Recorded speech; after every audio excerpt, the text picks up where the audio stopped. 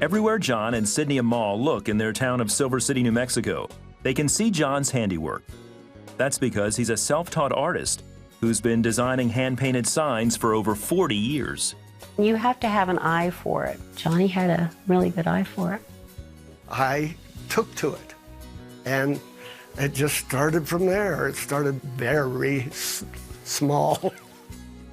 From that small start, John's business expanded to include billboard painting, rentals, and digital design. As their income grew, they also tithed faithfully. We paid off everything, every debt. I mean, we had it made. After decades of success on the job, John started training his son to take over the business. He also decided to volunteer his time to their church, which he considered to be their tithe.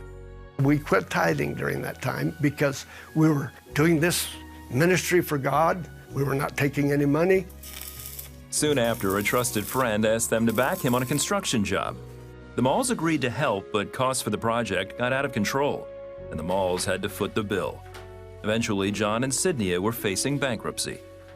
The proverb says, you're a fool if you cosign, and you will suffer. And we suffered. We lost about $125,000 in that project. It was terrifying. And yet there was a part of me that knew I had to trust God. When the project finished over a year later, the Malls were both broken and broke. They forgave their friend and then prayed about what to do next. 3 days later, we got a check from some friends for $1,000. Rather than keep the money, the Malls decided to give. I asked the Lord, where should we sow this? And the thought came back to me, CBN is good ground. At that point, they made the decision to start giving again. And over the next year, the Malls say God bless them. We owned a piece of land that we didn't even have for sale.